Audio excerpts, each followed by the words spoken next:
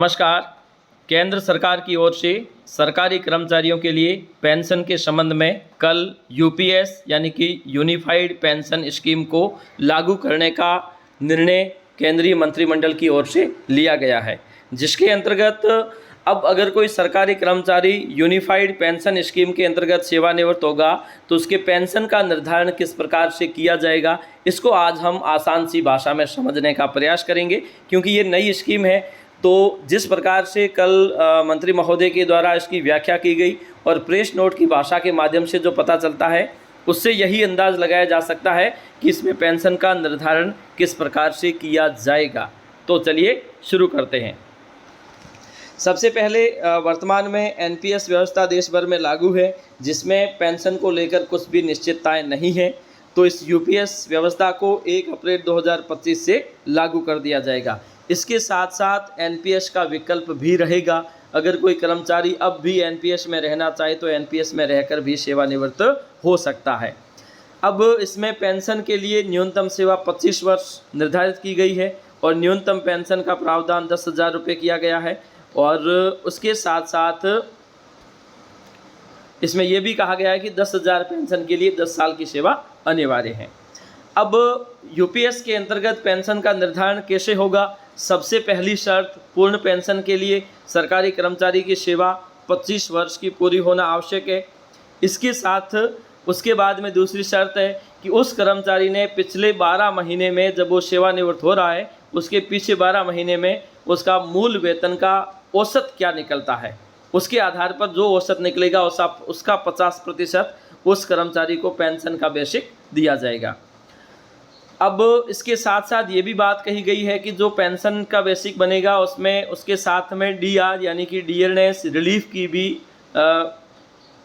व्यवस्था की गई है।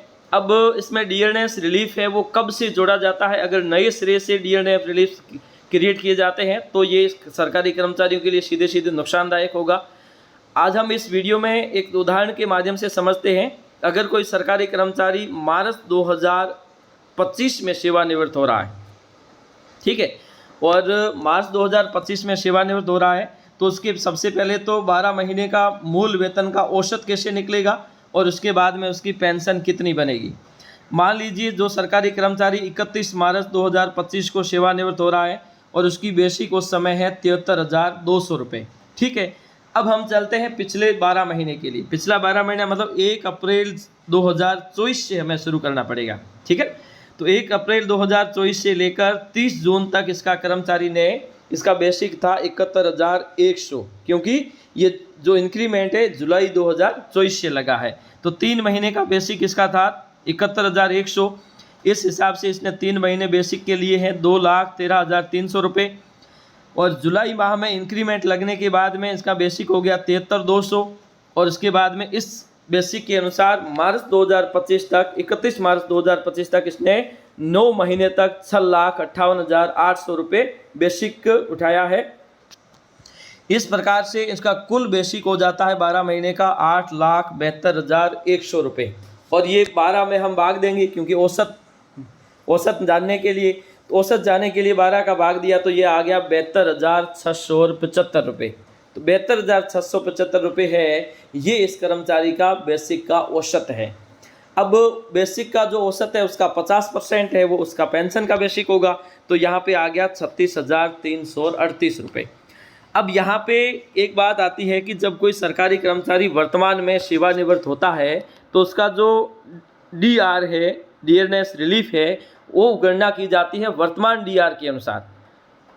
जैसे 50% डीआर है अभी, लेकिन अब ये केंद्र सरकार ने इस बात को लेकर स्पष्ट नहीं किया है कि जो डीआर की गणना की जाएगी वो वर्तमान डीआर के अनुसार होगी या यूपीएस के लिए अलग से 0 से स्टार्ट करके डीआर शुरू करेंगे। अगर 0 से स्टार्ट करके शुरू करेंगे तो सरकारी कर्मचारी को सीधे सीधे नुकसान है।